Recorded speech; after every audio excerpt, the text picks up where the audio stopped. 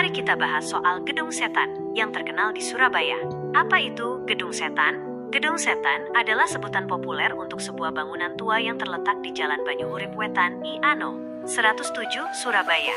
Bangunan ini memiliki sejarah yang cukup panjang dan menarik, jauh sebelum mendapatkan julukan seram tersebut. Sejarah singkat, dibangun pada masa kolonial Belanda sekitar tahun-tahun 1809 sampai tahun 1815. Awalnya, gedung ini diperkirakan dibangun sebagai kantor atau rumah bagi seorang pejabat tinggi VOC Verenigde Oostindische Compagnie atau perusahaan Hindia Timur Belanda. Arsitekturnya pun kental dengan gaya kolonial, sempat menjadi tempat pengungsian. Setelah kemerdekaan Indonesia, tepatnya sekitar tahun 1948, gedung ini menjadi tempat pengungsian bagi warga Tionghoa yang menghindari kerusuhan. Dimiliki oleh keluarga Tionghoa. Setelah masa pengungsian, gedung ini dimiliki oleh seorang dokter Tionghoa bernama Teng Sioe Hie atau Teng Hoen Guan. Namun beliau tidak tinggal di sana. Dihuni secara komunal, hingga kini, gedung ini masih dihuni oleh puluhan keluarga Tionghoa, yang merupakan generasi keempat dari para pengungsi tahun 1948. Mereka tinggal secara komunal dan tidak membayar sewa, hanya iuran untuk kebutuhan bersama. Terdapat gereja di dalamnya. Uniknya, di lantai 2 gedung ini terdapat sebuah gereja yang masih aktif digunakan oleh para penghuninya yang mayoritas beragama Kristen.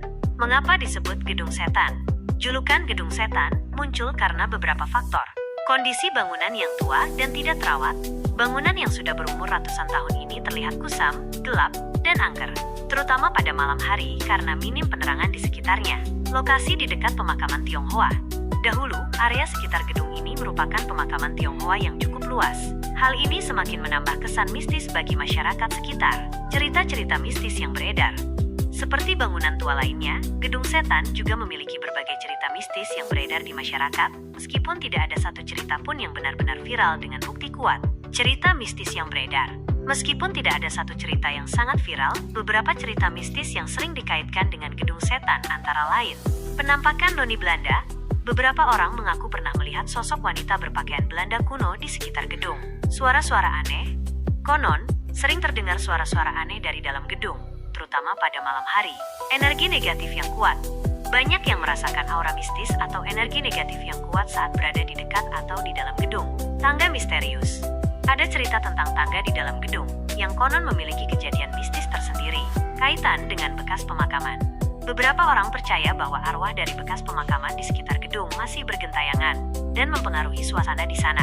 Kondisi terkini, meskipun memiliki reputasi angker, Gedung Setan tetap dihuni oleh puluhan keluarga. Kondisi bangunannya sendiri memprihatinkan, bahkan sebagian atapnya sempat ambrol akibat hujan deras dan angin kencang pada Desember tahun 2024. Para penghuni sempat dievakuasi, namun sebagian besar berharap gedung ini bisa diperbaiki agar mereka bisa kembali tinggal dengan aman. Kesimpulan, Gedung Setan di Surabaya lebih dari sekadar bangunan angker. Ia adalah saksi bisu sejarah kota, tempat berlindung bagi para pengungsi, dan rumah bagi beberapa generasi keluarga Tionghoa. Julukan seram yang melekat padanya lebih disebabkan oleh kondisi fisik bangunan dan lokasinya di masa lalu, ditambah dengan cerita-cerita mistis yang terus beredar di masyarakat. Meskipun begitu, kehidupan dan sejarah di dalamnya jauh lebih menarik daripada sekadar kisah hantu.